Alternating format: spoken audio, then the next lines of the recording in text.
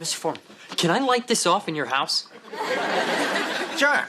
And then I'll light my foot off in your ass. This is the season finale of That 70's Show, and despite the disjointed and empty mess the show's 8th season makes of the primary storyline, the season finale comes together in a way that feels like a perfect ending to the series. When a sitcom is ending its run, it's usually existing on borrowed time and wrapping up a show that is losing steam, something which That 70's Show was definitely in the process of doing. The series finale doesn't just stick the landing, it effectively pulls the entire show out of a complete nosedive, and it's largely due to a return to form. Before we get into this, be sure to like and subscribe to Nerdstalgic if you haven't done so already. The final episode of a sitcom is almost never anyone's favorite episode. Time and time again, networks have found incredible difficulty delivering a satisfying finale to fans of the respective properties. Seinfeld's finale decided to focus on plot rather than humor. Scrubs had a finale and then awkwardly returned for a 9th season. And How I Met Your Mother killed off the mother that the show is titled after. These shows all kind of fall into the same trap over and over again. That trap being trying to do something big or trying to go out with a bang, if you will.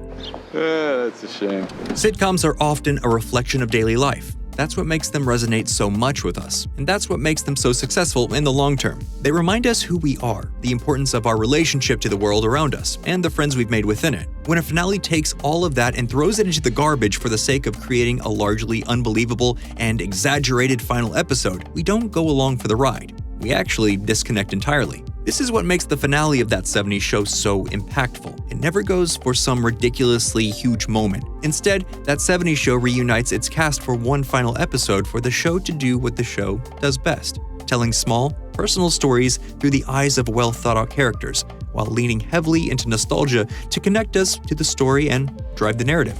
You may or may not be familiar with the concept of nostalgia porn. As a phrase, it refers to the current trend of filtering a story through a pastiche of various time periods. Some shows deliver nostalgia porn with great success, like the first season of Stranger Things. However, some shows rely on it too much and end up sacrificing story to pander to nostalgia, like the 3rd season of Stranger Things. As a tool, nostalgia is best when it's utilized as a spice and not as a main course. That 70's Show isn't a successful show because of all its subtle nods to 1970s culture. It's successful because it tells stories people can connect to, while using the backdrop of the 70s to support it. Whoa! This will buy me a monster bag of marshmallows. The finale of That 70's Show piles this nostalgia on top of more nostalgia. A nostalgia inception, if you will. It is truly the end of an era, not just for our characters in Point Place, Wisconsin, but also for us as viewers. The episode centers around the gang getting back together for one last hurrah before closing the door in the 1970s, and it feels like we're right there, celebrating alongside with them.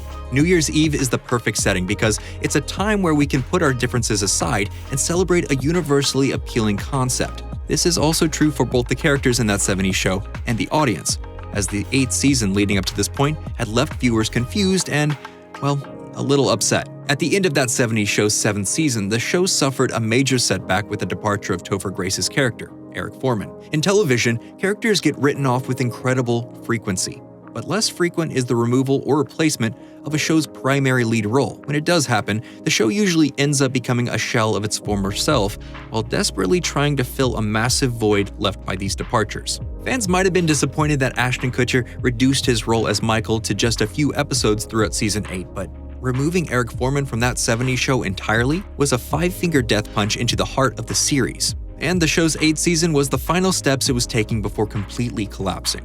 Eric, not real good with words, so I thought I'd say goodbye the only way I know how. Hit it, boys. After Eric left, the show went into immediate decline. Eric Forman was the glue that held the show together, and without him, all of the pieces felt disjointed. They tried to shove this Randy character down our throats as a replacement, and it just really didn't work. New guy, you're hired. Leo, you're not fired. Jobs for everyone.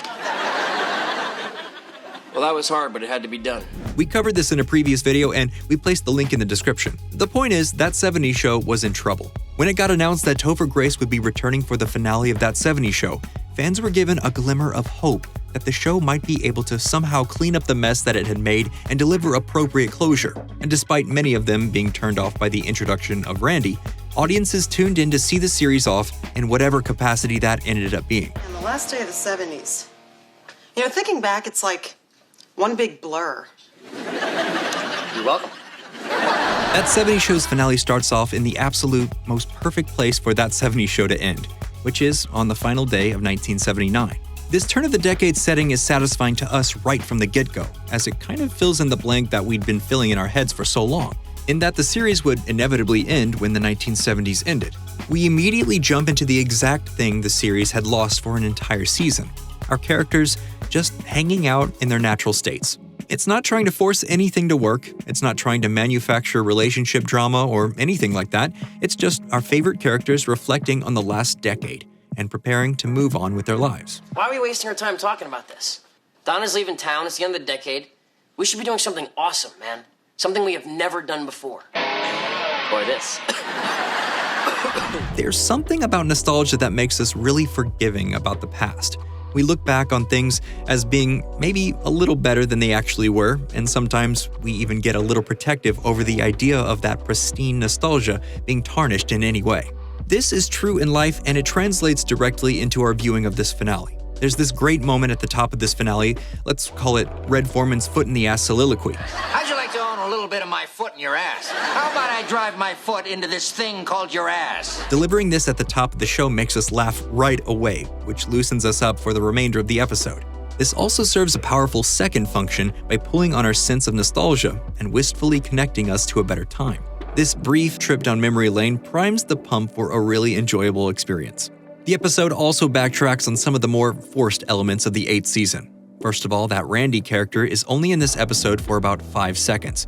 He's just hanging around in the kitchen, watching while Hyde delivers Packers tickets to Kitty and then disappears from our lives forever. It's incredibly awkward to watch, but thankfully the show didn't elect to waste any time wrapping up a character that should have never existed in the first place. The largest backtrack, however, comes in about 1/3 of the way into the episode, with Red and Kitty Forman deciding that they will not be moving to Florida after all. Ever since we decided to move, you've been so happy and smiley, and you're never that way except for when you kill a deer. This is met with much rejoicing by the show's supporting cast, but it also helps this finale feel great because we know that, despite the show ending its run, our characters are going to be right where we inevitably leave them. They aren't heading off to some stereotypical retirement in Florida, selling a sitcom based on their lives or anything like that. They're simply remaining, and it's quite comforting to think about. The initial tease of Eric Forman missing his flight also hits home with us. I circled the airport so many times that my finger actually hurts from flipping people off. Mostly because Topher Grace's return to the show was also an exciting prospect for viewers who had spent the last 21 episodes yearning for him. In a way, we are all Donna at this moment. We're disappointed that he isn't there yet, but this delay in his arrival provides for an extremely impactful moment when he shows up in the show's final act, and reconnects with Donna, which again pulls at our feelings of nostalgia for the series. Throughout the rest of the episode, we're treated to some really familiar and heartwarming connections with the ensemble, and some genuinely hilarious moments with some of the show's supporting cast really getting some time to shine. Everyone gets a little nostalgia flashback sequence while they reminisce upon the last decade. The final image of the series is a nod to the first thing we see from Season 1, which is the gang hanging out in the basement while there's a huge party going on upstairs. It tells us that, despite the excitement and goings-on in the world around them, the real party has always been down here with Eric, Donna, Kelso, Jackie, Hyde, and Fez. Instead of sneaking upstairs to steal some of Red's beer, the gang heads up and joins the party, counting down to the end of the decade and the end of the series. 3, 2, 1. The episode's ending doesn't really feel like an ending either. It feels like a new beginning without the promise of another season. These characters' lives are going to continue. Their relationships are going to grow, and our imaginations are left to run wild as the gang heads upstairs to usher in the 1980s. Hopefully someone insults Red, and maybe someone will actually get a foot up their ass. Do you ever actually do that with your foot? Once. The finale of that 70's show is one of the few truly great sitcom finales to ever air. It doesn't focus on grandiose moments that feel out of place, and instead returns to its roots, providing the audience with a sense of wistful nostalgia while taking a look backward before it moves itself forward. It's well-placed, thoughtful, touching, and very funny.